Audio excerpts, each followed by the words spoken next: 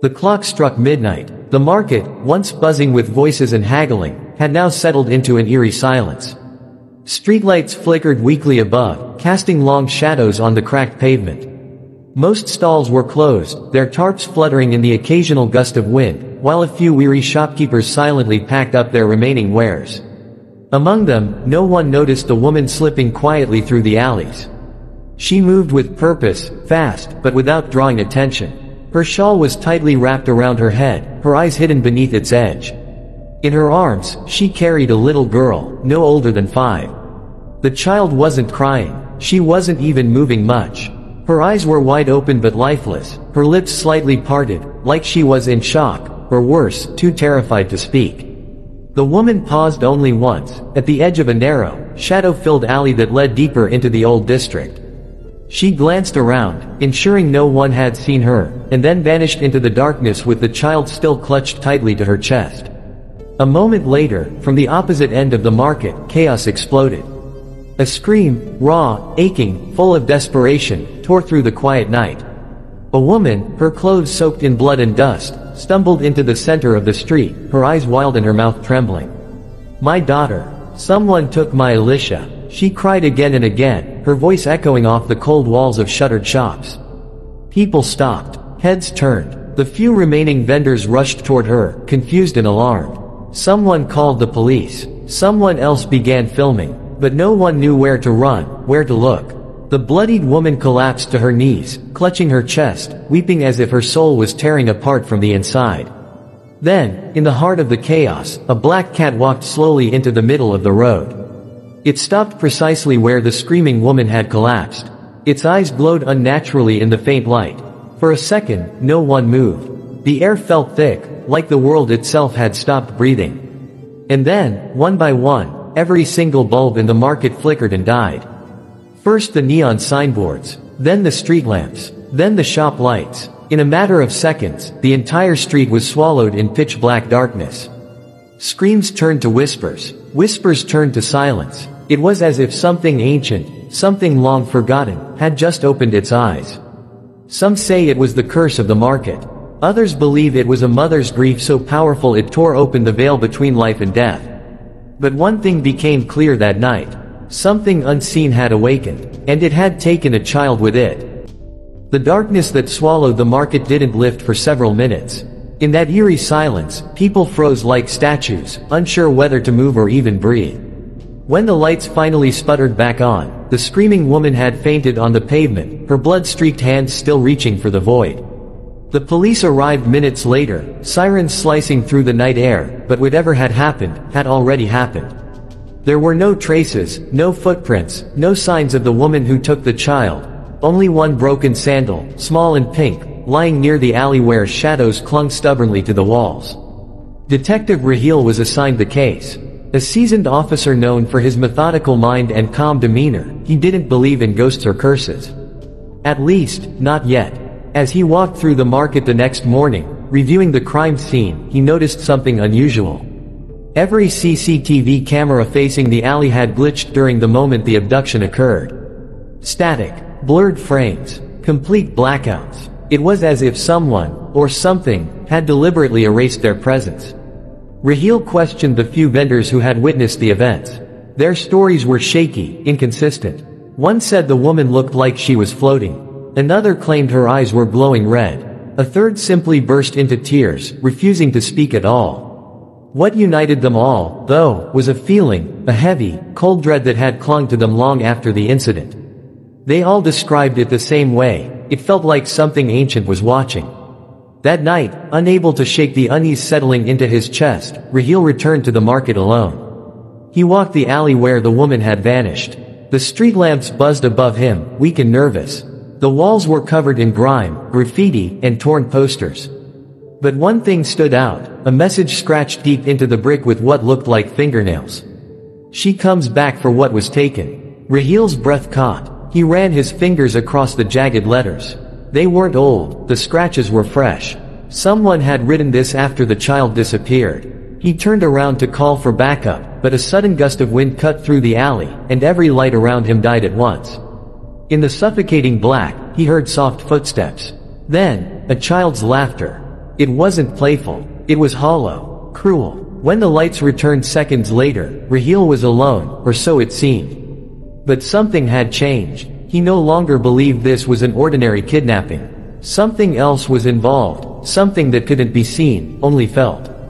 Later that night, an old woman found him sitting silently near the alley, pale as a ghost. She leaned in and whispered, "She's hunting again, just like 15 years ago, when her own daughter was stolen." That was the night Raheel began to question everything he thought was real. Long before the market became a place of whispers and fear, it was home to dozens of struggling vendors trying to survive each night. Among them was Shikoran, a poor woman with tired eyes and cracked hands, who sold second-hand shoes on a tattered rug beneath a flickering streetlight. She came every night with her little daughter, Noor, a bright-eyed, giggly 3-year-old who brought warmth to even the coldest corners of the street. Shikoran had little in life, but Noor was her treasure, her entire world wrapped in a fragile, innocent smile. One humid summer evening, the market was busier than usual. A sudden rush of people, a quarrel near the tea stall, a commotion near the spice cellar. In the chaos, Noor slipped from her mother's side. Shikoran didn't notice for a moment, just one moment, but when she turned, her daughter was gone. Panic replaced reason. She screamed her name, searched every alley, every stall, fell to her knees, begged strangers for help. But no one stopped. No one helped. The market moved on, indifferent. She reported the disappearance to the police, her voice cracking, her eyes swollen from crying. But the officers were cold, dismissive. She probably wandered off, they said. She'll come back. They didn't file a report that night. To them, it was just another poor woman with a missing child. Nothing urgent. 2 days later, Noor's tiny body was discovered in a gutter behind the mosque, her face bloated and lifeless, her favorite yellow ribbon still tied in her hair. The city didn't mourn her. The market went on selling, shouting, bargaining, as if nothing had happened. Shikoran was never the same. On the third night, dressed in the same worn shawl she always wore, she stood outside the police station with a rusty can of kerosene. She didn't scream. She didn't threaten. She simply poured it over herself, looked at the building, at the people who had failed her, and lit a match. As the flames engulfed her body, she screamed with a voice that seemed to shake the earth. "My daughter still calls to me, I will return." Some say the fire burned for too long. Others claim her body never turned to ash. But what everyone remembers is the sound, the scream that didn't die even when the fire did. Since that night, an eerie pattern began. Every 15th night of Ramadan, a figure is seen wandering the market, a woman in scorched clothes, holding something in her arms. Cameras fail, lights flicker, and every year, a girl vanishes without a trace. The vendors whisper her name now, not with disrespect but with fear. Shikoran. She's not just a ghost, she's grief made flesh, a mother whose sorrow clawed its way out of the grave. She comes not for revenge, but to take back what the world stole from her. Detective Raheel had stopped sleeping. Each night after the incident, he found himself haunted by dreams of scorched alleys, crying children, and a voice whispering from beyond the veil, "Bring her back." The deeper he dug into the case, the clearer it became that this was no ordinary abduction. He had chased criminals before, but now he was chasing a shadow, one born of grief, guilt, and fire. Shikoran was not a myth, she was a wound in time that had never healed. The stories were not exaggerations. Each year on the 15th night of Ramadan, a girl vanished. Each time, no suspect. No clues. Only silence, and a flicker in the lights. Determined to break the cycle, Raheel returned to the market on the very night the disappearances always happened. Midnight approached, and the streets were unnaturally quiet, as if the city itself was holding its breath. He positioned himself near the alley where Alicia had vanished. The same wind rustled through the plastic sheets above the stalls. The same old bell, broken for years, began to sway gently, and then rang once, low and hollow. Then she appeared. A figure emerged from the darkness, gliding more than walking, dressed in burned, crumbling fabric. Her hair was singed, her face partly obscured, but the sorrow etched into her expression was unmistakable. In her arms, limp, quiet, was another little girl. Not Alicia. Another child. Another sacrifice to grief. Raheel stepped forward, heart pounding, and whispered, "Shikoran." She stopped. Her head turned slowly toward him, and for the first time, he saw her eyes, not angry, not evil, but filled with an unbearable sorrow. A mother's agony that had never been answered. Her voice came, not through her lips, but through the cold air itself. Do you know what it feels like, to be unheard? To scream, and be forgotten? Raheel knelt, not out of fear, but understanding. Your daughter didn't deserve what happened.